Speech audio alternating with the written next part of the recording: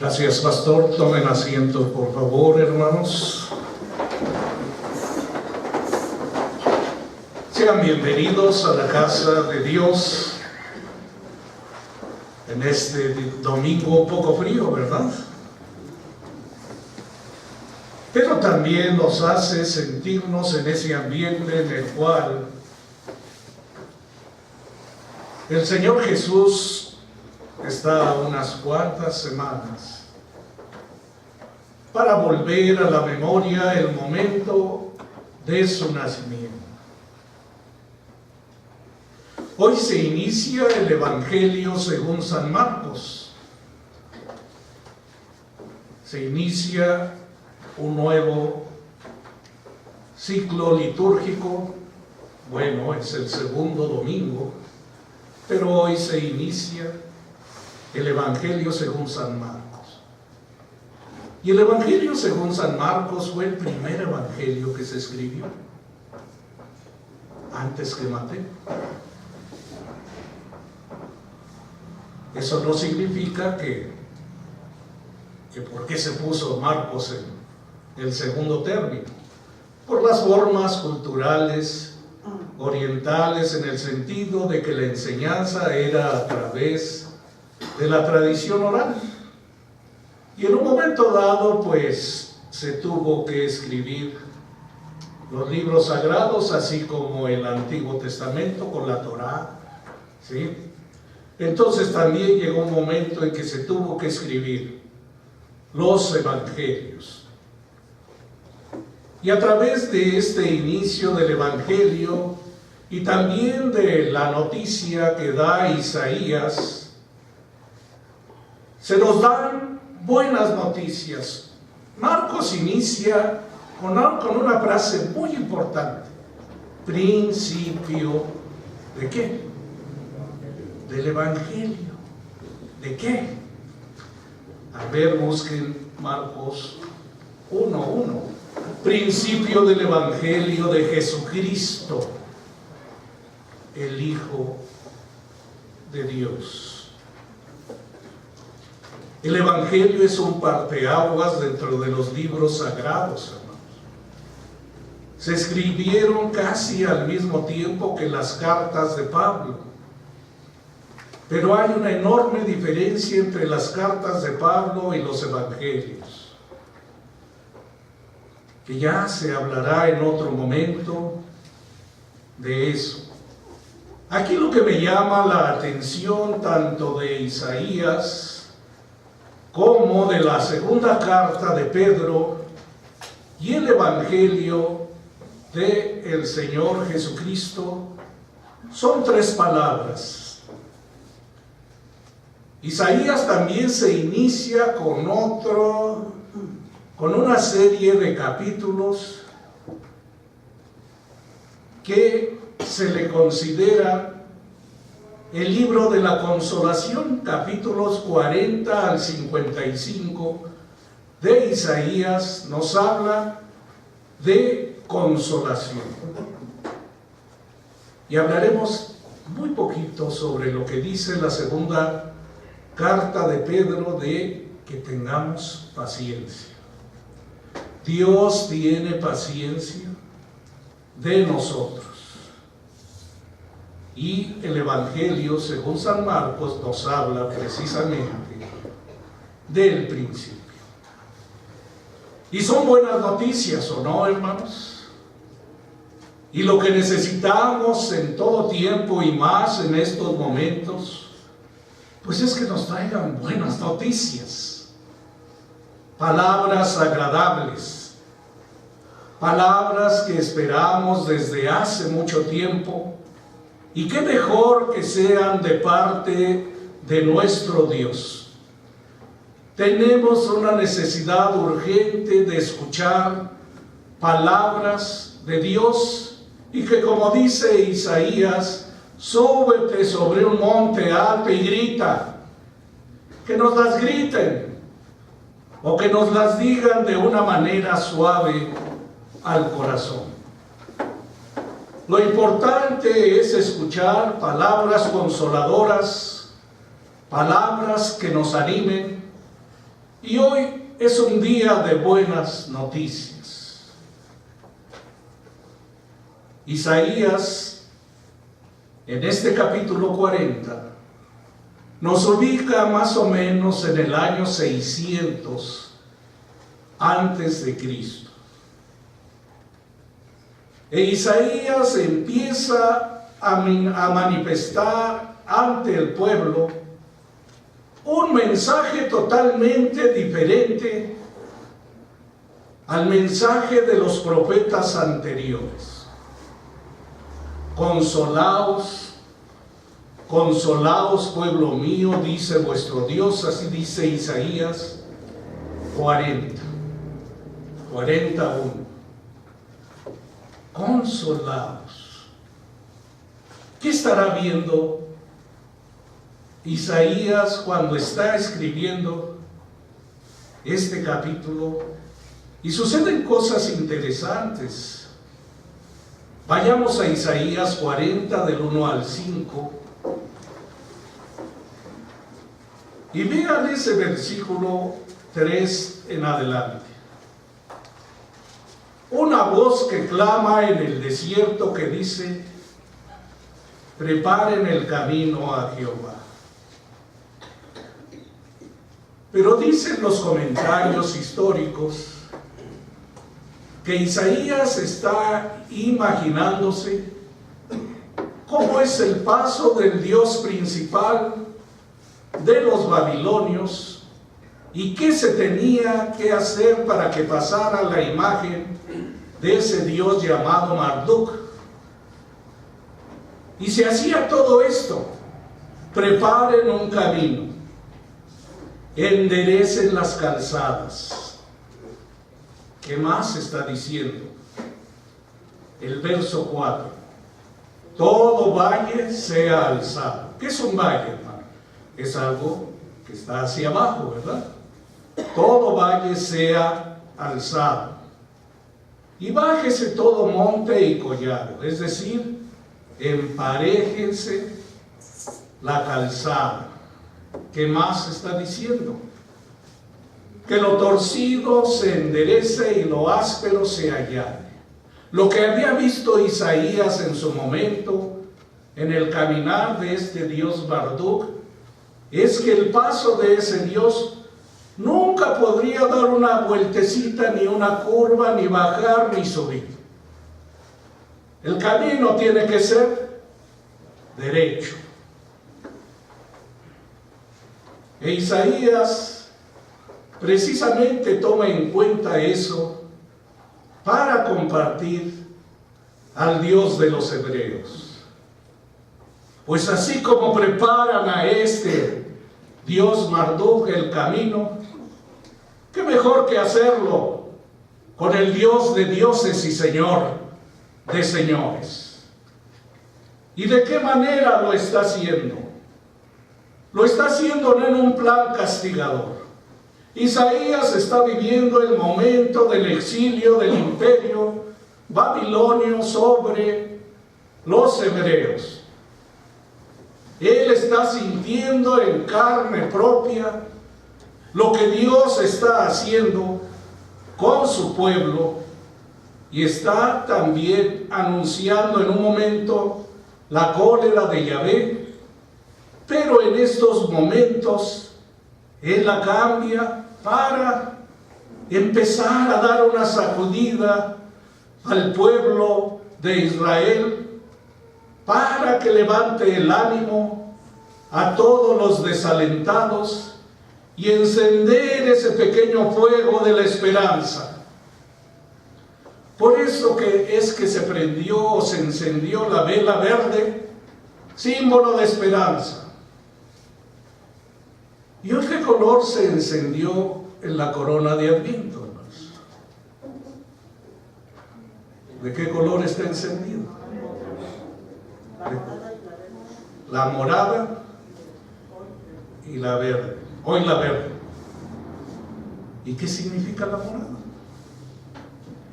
O el color azul, o cualquier color. ¿Qué significa?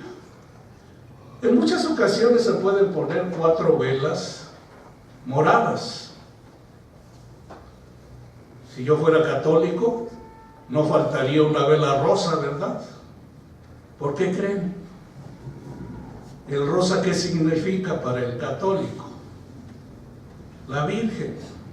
Y precisamente en estos días se está celebrando a la Inmaculada Concepción de María. Pero yo sería de la idea de que se pusieran 4 velas moradas. ¿Por qué? El morado siempre va a significar realeza. Y el tiempo de Adviento son 4 semanas de preparación ante la llegada de lo más real, de lo más sagrado, de Dios, que viene a encarnarse en un pequeño niño. Por lo tanto, Isaías empieza a dar esa esperanza. Viene Dios. Y hermanos, viene Dios. Qué desanimados están. ¿Sí? Es para decir aleluya, qué bueno. Ya nos hacía falta. Que venga, porque lo necesito. Hay un canto que se llama Kumbaya. ¿No lo han oído? Kumbaya, Señor, Kumbaya. ¿No? Pues apréndanlo a oír. Kumbaya es una palabra africana basada en un versículo de un salmo. Y esa palabra Kumbaya significa: Señor, necesito que bajes con urgencia. Eso significa Kumbaya. Necesito que bajes con urgencia. Si alguien ha oído ese canto, ¿qué sigue en ese canto? Alguien llora, oh Dios, Kumbaya. Alguien canta, alguien ríe, Dios. Kumbaya, necesito que vengas y que sienta el consuelo de que tú estás en momentos difíciles y en momentos de gozo y de alegría. Por eso es que hoy la voz de Isaías tiene un timbre distinto. Simplemente la palabra consolar, consuelo. ¿Qué nos viene a la mente? ¿Qué significa consuelo? Ayuda, socorro, intervención. El Señor es el que interviene. Y también nosotros en este tiempo, como en tiempos en que el pueblo está en el exilio, también necesitamos de consuelo. ¿Y cuál es la palabra contraria al consuelo? ¿Cuál es? Desconsuelo, ¿no? ¿Y eso qué significa? Cuando no hay consuelo, que hay tristeza, que hay dolor, que hay desilusión, que hay impotencia, que nos debilita, que nos humilla. Y el desconsuelo en un momento dado, hermanos y hermanas, rompe hasta la capacidad de resistir. Por lo tanto, hay que entender bien ese concepto o esa palabra de consuelo, y más en un sentido bíblico. Consolar es algo más que aliviar, hermanos. Consolar en un sentido bíblico, como lo está diciendo Isaías, significa: necesito que me rehabilites, Señor. Necesito que vuelvas a reafirmar mi fe, Señor, que tenga que ser reconstruida si no ha quedado nada de ella. Necesito fortificarme en todos aspectos. Necesito consolidar los cimientos para que mi fe sostenga mi caminar. Eso significa consuelo. no solo es algo en contra de la desesperación. Hermanos, en la vida de todos los tiempos, el ser humano no puede vivir si no tiene consuelo. Y eso lo supo muy bien el Señor Jesús cuando murió y que dijo: no los dejaré huérfanos. ¿Qué nos va a dar? Un consolador. Un consolador para que esté siempre con vosotros. Así lo dice Juan 14, hermanos. Consolación es una presencia que nos libera de nuestra soledad, de nuestros aislamientos. Es un lugar de comunión entre los hermanos. Es un lugar en donde depositamos nuestro cansancio en las manos de Dios. Vengan a mí, todos aquellos que están tristes, todos aquellos que están desanimados. ¿Por qué? Porque yo les haré descansar. Por lo tanto, hermanos, esa es una buena noticia en este tiempo, ¿no? ¿Necesitamos de consuelo o no? Yo pienso que sí, ¿verdad? Necesitamos de consuelo para caminar o salir de este éxodo en el cual nos encontramos tal vez como comunidad de fe, como familia, como nación, como pueblo. Se necesita del consuelo para romper esas cadenas que nos esclavizan. Otra buena noticia es que el Señor nos tiene paciencia. Así lo dice Segunda de Pedro. Segunda de Pedro, capítulo 3, versos del 8 al 14, nos dice en el verso 8: mas, oh amados, no ignoréis esto, que para el Señor un día son como 1000 años, y 1000 años como un día. Verso 9: el Señor no retarda su promesa, según algunos lo tienen por tardanza, pero el Señor, ¿qué es? Dice, tiene paciencia. ¿Y qué es la paciencia, hermanos? Algo que nos distingue en estos momentos.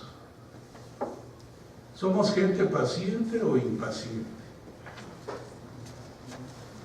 Paciencia es calma, piensa,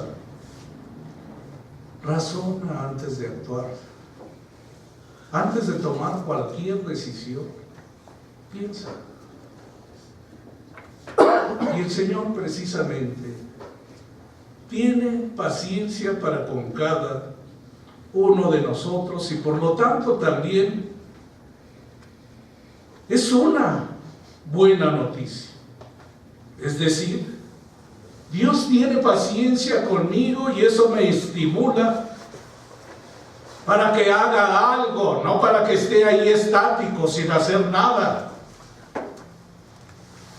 ¿Qué se va a hacer con este nuevo año que Dios nos da? ¿Qué vamos a hacer? Simplemente el domingo pasado me imagino que se habló sobre un vástago que está saliendo del tronco de Isaí. Isaí, el padre ¿de quién?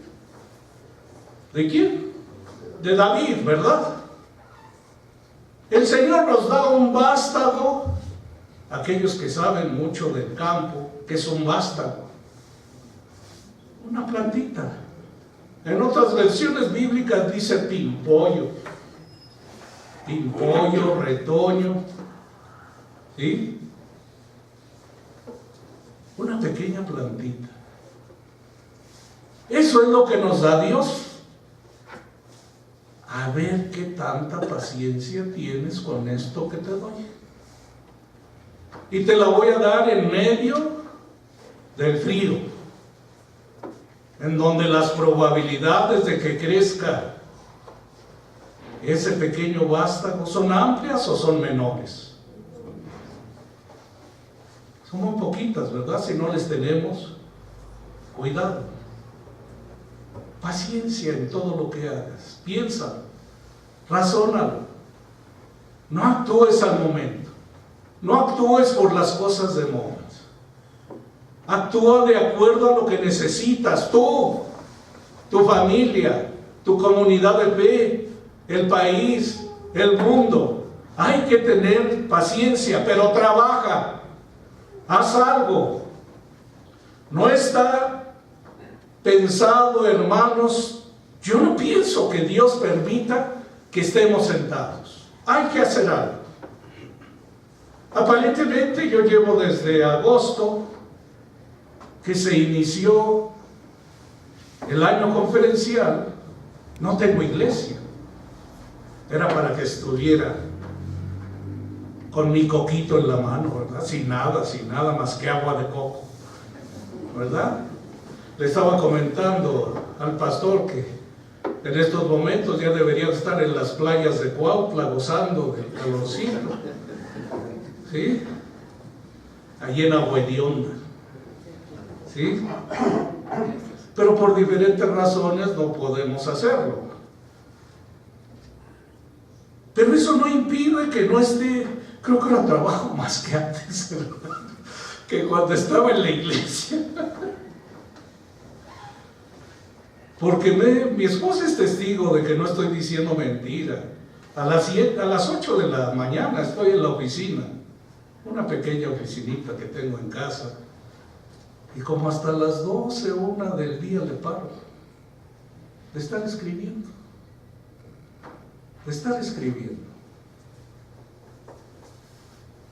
Y para mí es una enorme bendición poder compartirlo con ustedes, y espero en Dios que en su momento podamos hacerlo. Ya he platicado con el pastor.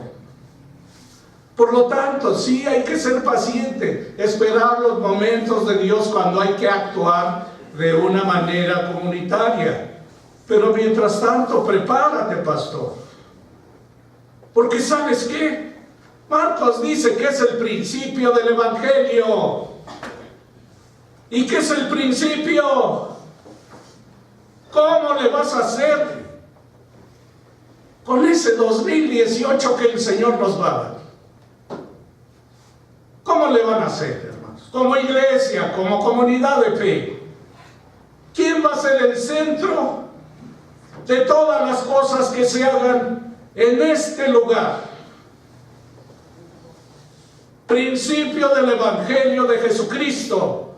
Así es que en la junta de administradores, en donde estén tomando decisiones o elaborando planes, la mesa en la silla principal debe de estar el Señor Jesucristo. Y piensen lo que ahí está, hermanos. Y así evitarían muchos roces, porque el Señor Jesús está sentado ahí. ¿Qué van a hacer? ¿Lo van a consultar o no? ¿Qué diferencia hay entre las cartas de Pablo y el Evangelio? Es un parteaguas, hermanos. Es decir, esta es una cosa, pero esto es más grande. ¿Qué diferencia hay entre las cartas de Pablo, que es el más grande escritor religioso cristiano del Nuevo Testamento? Pero cualquier evangelio le gana a Pablo.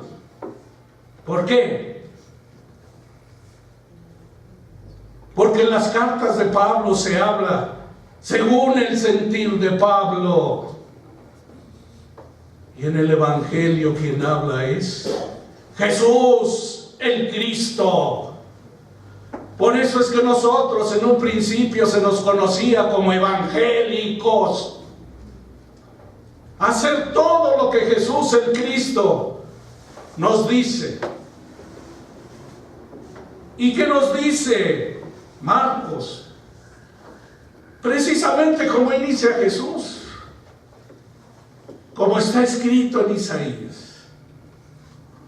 Y el Señor Jesús empieza su ministerio con Isaías, que dice, ¿cómo inicia el Señor Jesús su ministerio? Ya no se acuerdan. Yo no me acuerdo. Alguien que me recuerde. El reino de los cielos se ha acercado. El Señor me ha enviado para consolar, ¿o no?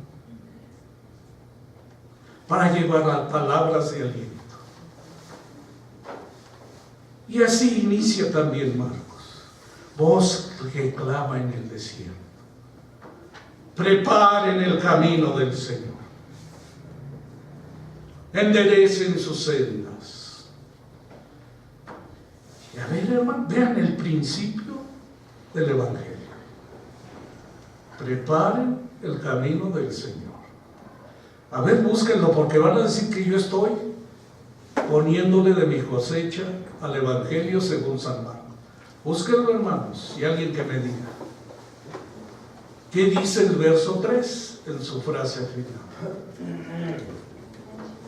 Enderecen. ¿Quién lo leyó? Alguien que lo leyó. ¿Quién lo leyó? ¿Nadie? Voz del que clama en el desierto, preparad el camino del Señor, enderezad sus sendas. Malaco, el Señor te dice, endereza tus sendas. ¿Quién más lo leyó? Endereza tus sendas. No se escondan ni agachen la cara. Enderecen sus sendas. Oye, Señor, pero si yo soy re bueno, ¿no? ¿Sí o no? A ver, ¿quién es malote aquí? A ver, levante su mano. ¿Quién es malote? Por gracia estoy aquí, hermanos. No por bueno. Por gracia estamos aquí. Pero el Señor nos dice con amor: cambia. Endereza tus sendas. Hoy, segundo domingo de Adviento, son dos grandes personajes: Isaías, y ¿quién es el otro gran personaje? Juan. ¿Por qué el Señor pone a Juan? ¿Por qué? ¿Es diplomático Juan? ¿Sí? Dice palabras bonitas que no molesten. ¿Qué les dice? Ay, no diga eso, hermano, es muy feo. ¿Sí? Generación de víboras. ¿Qué está diciendo Juan? Vayamos a Marcos. Marcos 1:4. Bautizaba Juan en el desierto y predicaba el bautismo de arrepentimiento para perdón de pecados. Y ejemplo de Juan, verso 7. Y predicaba diciendo: viene tras de mí el más poderoso que yo, de quien no soy digno de desatar encorvado las correas de su calzado. Eso es humildad en su máxima expresión. Hay frases que necesita uno tratar de entender de una manera muy clara. ¿Alguien puede decirme qué está tratando de decir Juan en esas palabras? No soy digno de desatar encorvado la correa de su calzado. ¿Saben qué significa eso? ¿Qué significa, hermanos? Para mí siempre los cultos son como escuela dominical. Así es que, respuesta, hermanos. ¿Qué significa? Humildad. Pero estoy diciendo en su máxima expresión. ¿Por qué en su máxima expresión? Precisamente porque la costumbre en esos tiempos era de que si el dueño de un esclavo le pedía que lavara los pies a una visita, él tenía el derecho de no hacerlo. El esclavo tenía el derecho de no hacerlo. ¿Sí? Es si él quería, no porque el patrón se lo decía. Entonces ahora volvamos a leer qué dice con eso. No soy digno de desatar encorvado la correa de su calzado. ¿Qué quiere decir?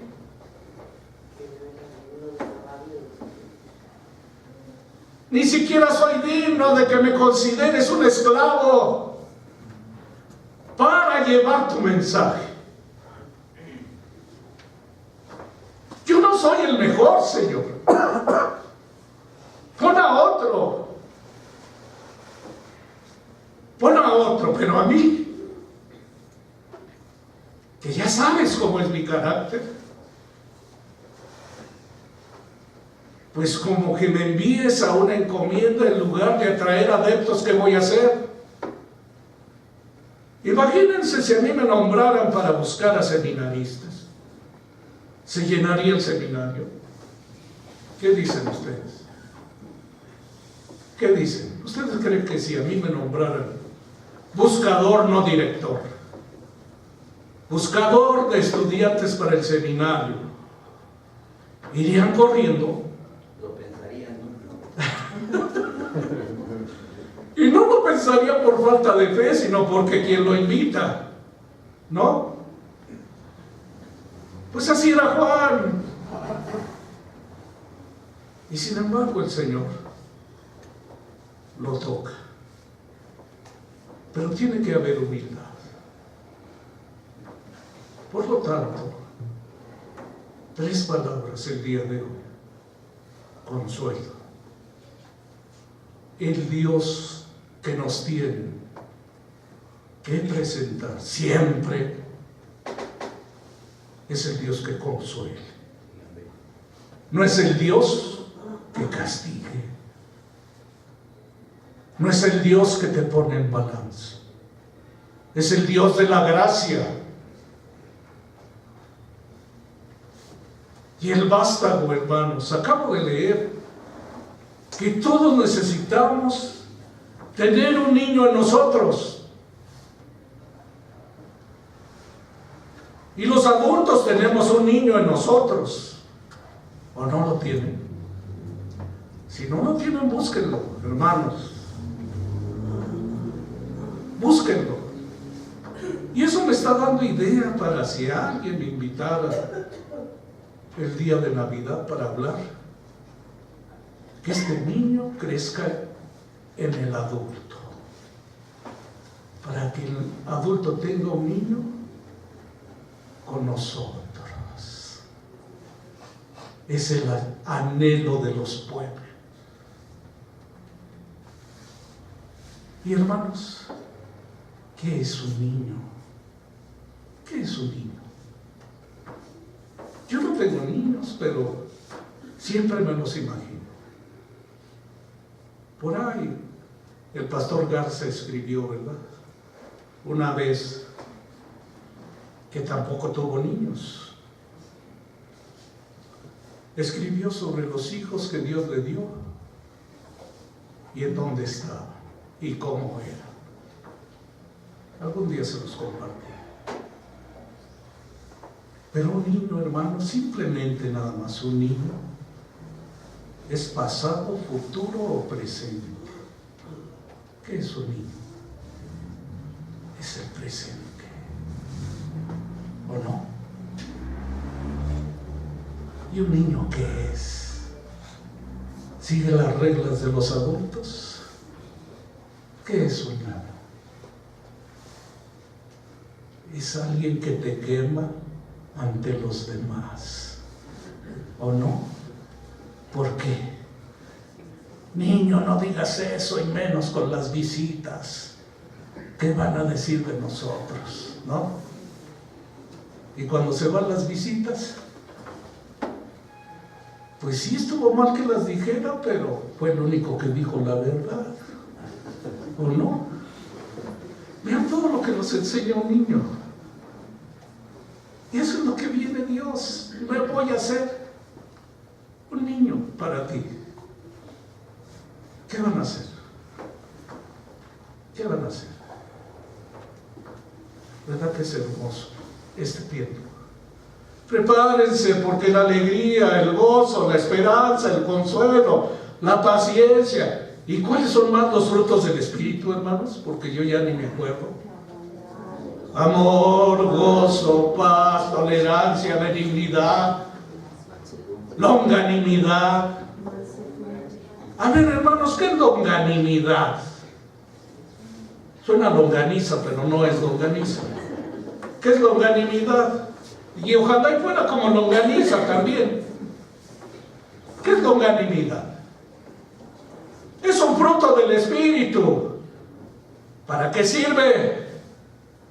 ¿Para qué sirve la longanimidad? Y fíjense si se necesita o no. La longanimidad significa: nunca le eches la culpa a tu hermano. Si ustedes no están alegres, contentos en estos momentos, no tienen la culpa ustedes. La culpa la tiene el pastor Páez. ¿Por qué? Porque no he puesto el rostro de alegría y de gozo para que ustedes lo vean y lo disfruten, lo que es sentir a Dios en su corazón. Eso es longanimidad. Ellos no tienen la culpa. Soy yo el que no soy testimonio, Señor. ¿Hace falta o no? ¿Verdad? Y por eso viene ese niño. Ese es un ejemplo de valores cristianos. Humildad. Pero una humildad extrema. Yo no soy digno de estar aquí. Pero si tú me pones a través del pastor, pues yo aprovecho, hermanos. Y ustedes, pues ni modo, pues me tienen que aguantar, ¿verdad? Pero espero que Dios nos alimente a todos. A Dios sea la gloria. Amén.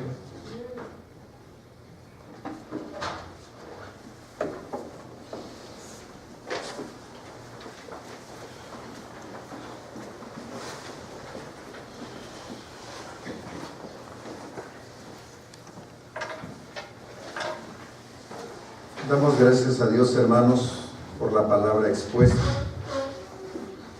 Y ahora vamos a estar en pie y nos unimos en el credo del Adviento. Todos creemos que Jesús es Emmanuel, Dios con nosotros, que está presente en medio de su pueblo, en los hogares de los que formamos parte y en nuestras vidas, que por él fueron rescatadas del infierno y de la muerte. Creemos que Jesús es el príncipe de la paz, que en un mundo en donde hay guerra y violencia, vino con buenas nuevas para los pobres, y en un mundo en donde hay hambre y miseria, vino con su dádiva de libertad.